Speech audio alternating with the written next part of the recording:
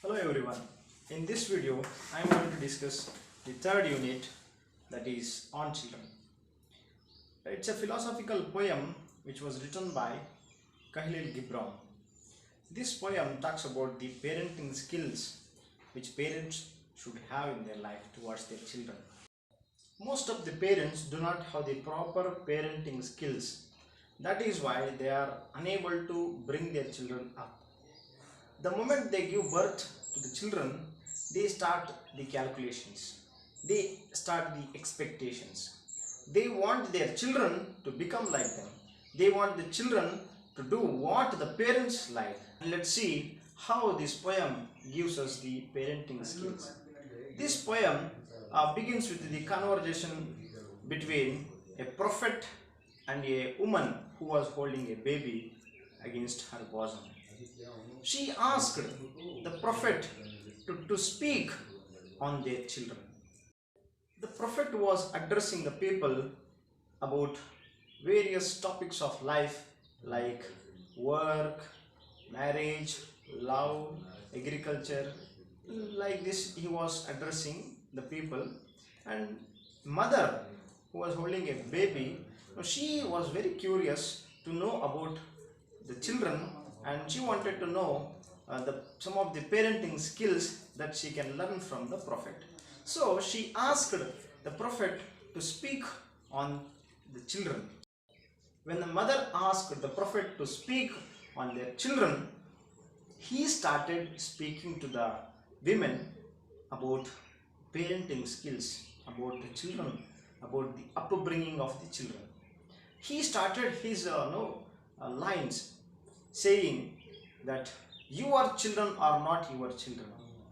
When he said this statement, the parents over there were shocked.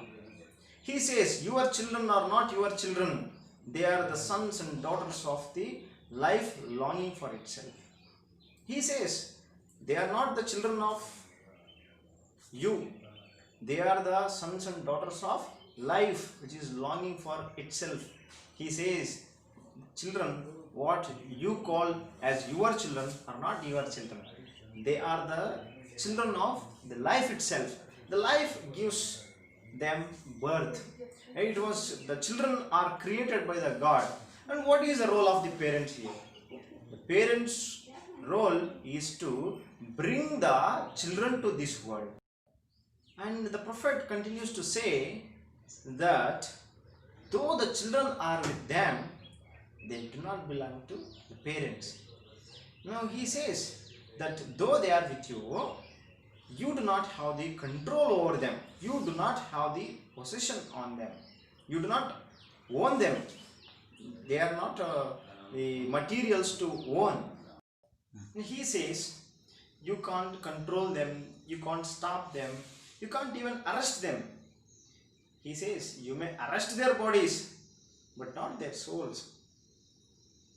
Some parents, what they do is they try to control their children, they try to arrest them, they lock them in the room, they do not allow them to go out, but they do not know that their souls are not in the room. We cannot arrest their souls. Parents do not know this, because the souls of the children will dwell in the house of tomorrow.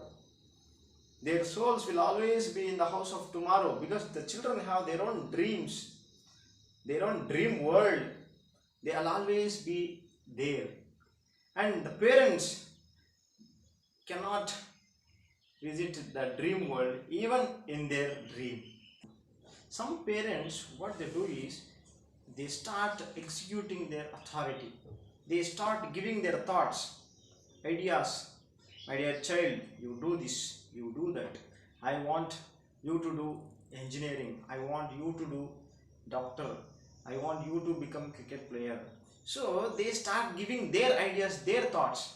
But prophet says, do not give your thoughts. If you can give your love. Your job is to, as a parent, you should give them love. You should take care of the children. That's all. You should never give your thoughts, because the children have their own thoughts. what to do, what not to do, which is good, what is not good, and they have their own thinking capacity. Let them think. In the next lines, the prophet asks the parents to introspect their style of upbringing. He says, as a parent, you should not force your children to become like you. If possible, you can try to become like your children, but you should never force the children to become like you. Because as we see life, it always goes forward. It does not come back, and it does not even tarry with the present life. And he also talks about the roles of the parents. He says, as a parent, you should act like a bow. And here he uses some metaphors like bow, arrow, and archer.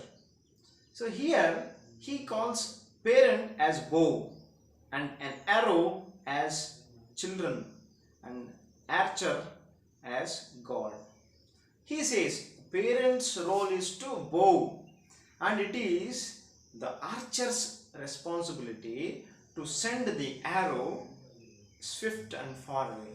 Arrow means the children, and where to go, how to go, it is all taken care by the archer, that is the God. The God knows where to send the arrow. It is not the responsibility of the parents. It is not the responsibility of the bow. It is the responsibility of the archer who sends the arrows. And he says that the archer not only loves the arrow, but he also loves the bow which bends. Which means the God not only loves the children, but also the parents. The prophet concludes his talk by saying that the parents should feel proud to be in the hands of archer like bow, because it is very lucky to be in the hands of God, which means God is holding us. He is not only holding the children, he is also holding the parents.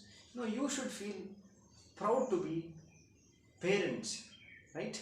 But remember, you should not force them, you should not control them. You must give them freedom, you must give them love. As the prophet was speaking all these important points about parenting skills, the audience over there, the mothers, were very curious, and they were taking every point with utmost interest.